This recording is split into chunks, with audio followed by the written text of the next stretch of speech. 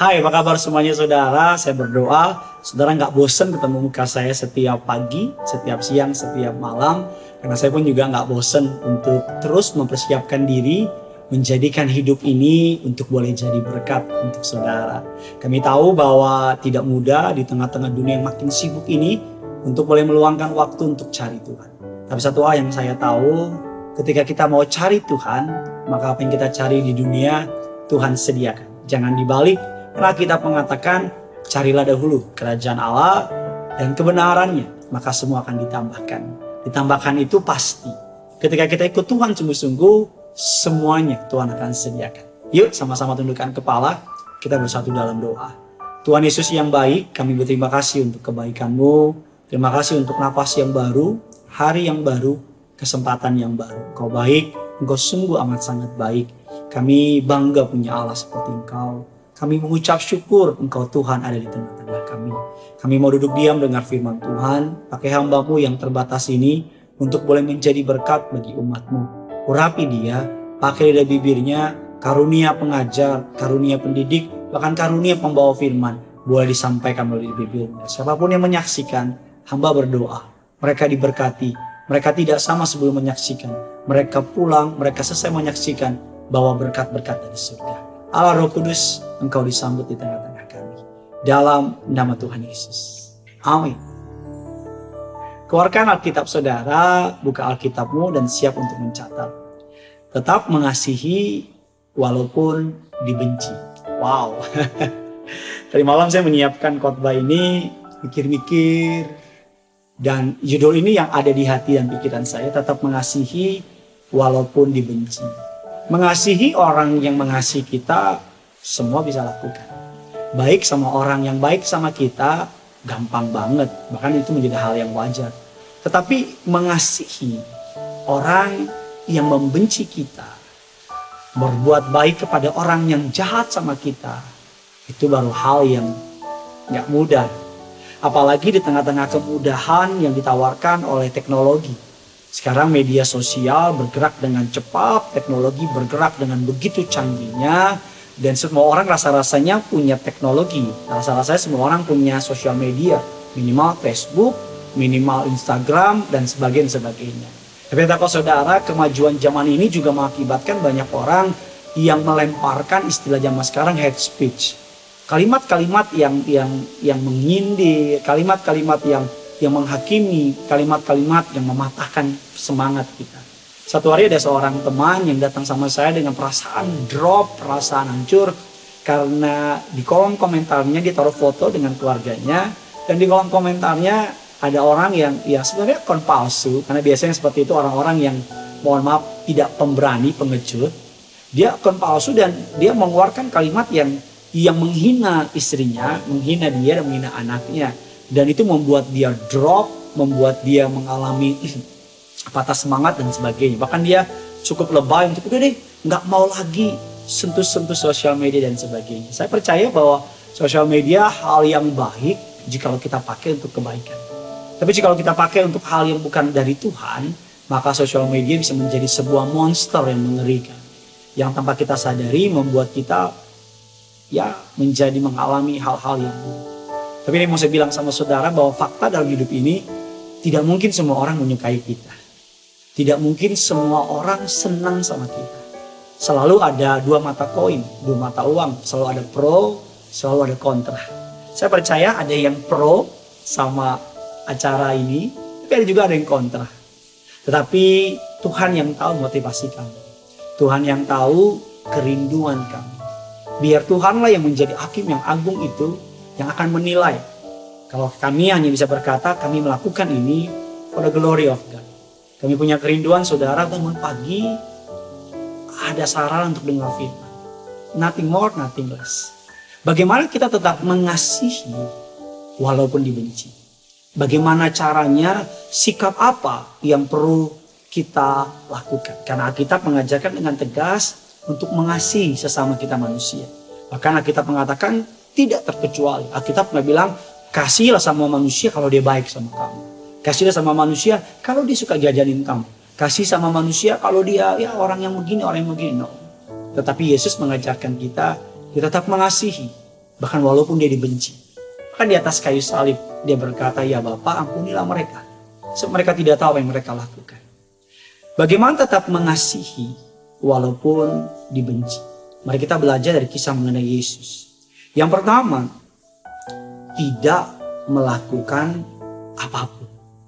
Tapi Pak Pendeta saya diomongin, tapi Pak Pendeta dia jahat, tapi Pak Pendeta dia tusuk saya dari belakang, tapi Pak Pendeta dia melentarkan sebuah fitnah-fitnahan yang buruk.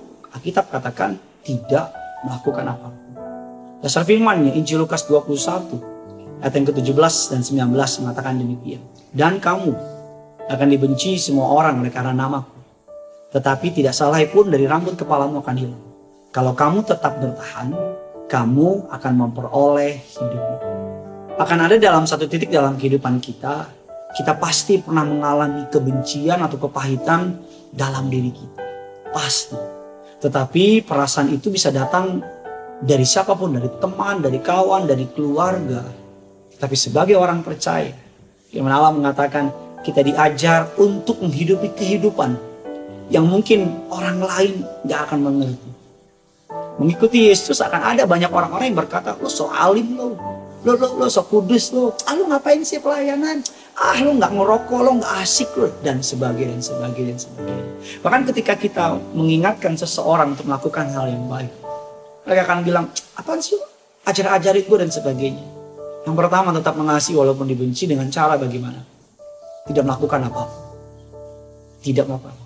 Jangan bales, jangan bereaksi, bahkan jangan marah sama dia. Tidak melakukan apa-apa. Menyerahkan segenap hak kita kepada Tuhan. Yang kedua, Alkitab mengatakan 1 Petrus 3 ayat 9. Dan janganlah membalas kejahatan dengan kejahatan. Atau caci maki dengan caci maki. Tetapi sebaliknya, hendaklah kamu memberkati. Karena untuk itulah kamu dipanggil. Yaitu untuk memperoleh berkat. Yang kedua, jangan membenci kembali orang tersebut. Tapi Pak, perbuatannya menyakitkan buat saya. Kamu dipanggil bukan untuk membenci kata Alkitab. Tapi kamu dipanggil untuk memberkati. Alkitab mengatakan bukan hanya berdoa untuk mereka, tapi mengucap berkat untuk mereka. Saya tahu kehidupan kekristenan adalah kehidupan yang gak masuk akal. Tampar pipi kiri, kasih pipi kanan. Ada orang minta jubah, kasih bajunya sekalian kata Alkitab. Alkitab katakan ada orang minta jalan 1 mil, jalanlah 3 mil sama dia. Tahukah saudara arti dari ayat ini apa? Arti dari ayat ini bukan menunjukkan sebuah kelemahan. Tapi arti dari ayat ini menunjukkan sebuah kekuatan. Artinya perbuatan orang have no power sama kita. Artinya kalau orang ngomongin kita, kita bukan hanya kuat bertahan, tapi kita berkuasa atas omongan tersebut. Memang automatically as a human being, sebagai flesh, daging, kita pasti pengen balas. Tapi percayalah, kalau dunia ini penuh dengan sikap membalas, kalau dunia ini penuh dengan sikap saling membalas, mata ganti mata, telinga ganti telinga, maka rasa-rasanya seluruh dunia akan menjadi orang yang buta. Karena akan banyak orang yang meminta mata orang lain. Akan banyak orang yang meminta tangan orang lain. Dunia ini akan penuh dengan orang-orang yang cacat. Mari, jangan lakukan apapun, jangan membenci kembali orang tersebut. Yang ketiga, this one is my favorite. Ini adalah kesukaan saya. Mazmur 38, ayat ke-19. Orang-orang yang memusuhi aku, besar jumlahnya. Banyaklah orang-orang yang membenci aku tanpa sebab. Itu Mazmur Daud. Dikatakan yang membenci Daud itu besar jumlahnya. Banyaklah orang yang membenci aku tanpa sebab. Yang ketiga, bagaimana tetap mengasihi walaupun dibenci. Hindari untuk mencari tahu apa sebabnya.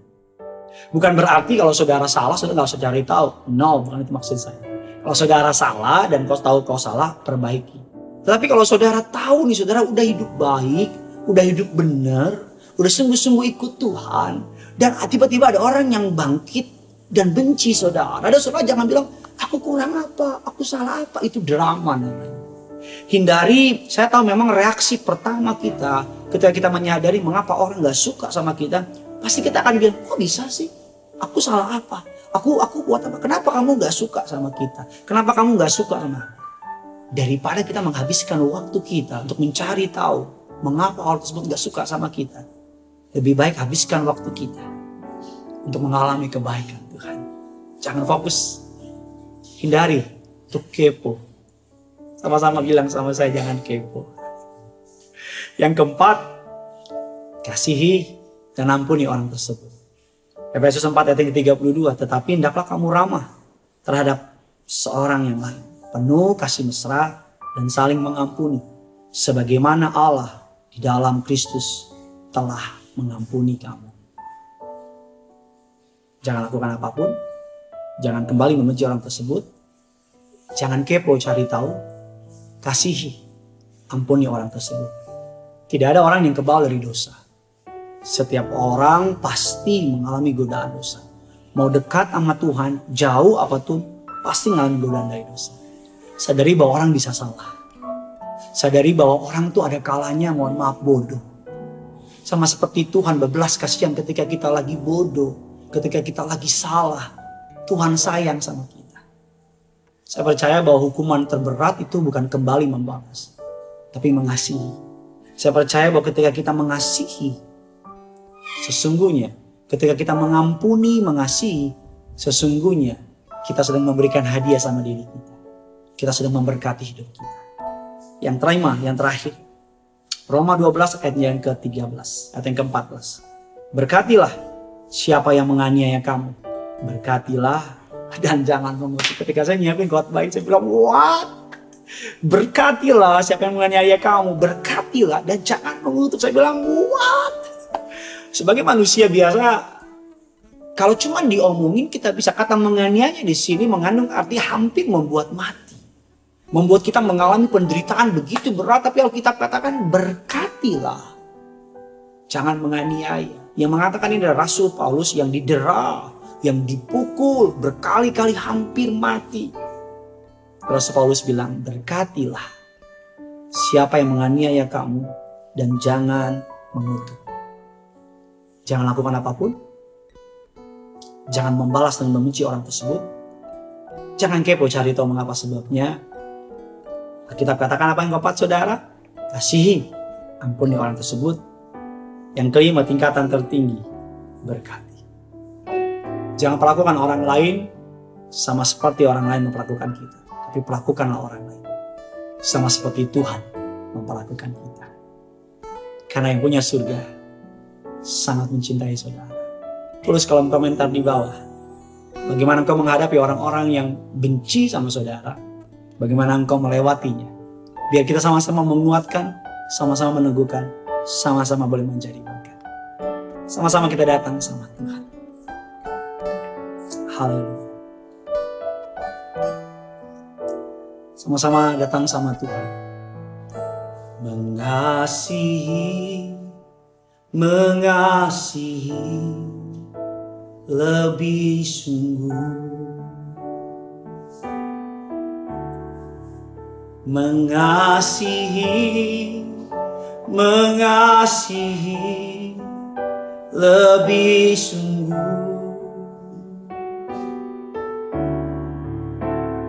Tuhan lebih dulu mengasihi kepadaku. Mengasihi lebih sungguh. Mengampuni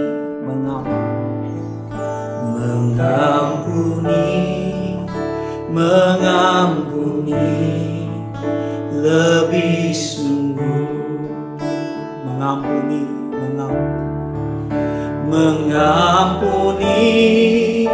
Mengampuni lebih sungguh. Tuhan lebih dulu. Tuhan lebih dulu mengampuni kepadaku. Mengampuni lebih sungguh. Mengampuni lebih sungguh.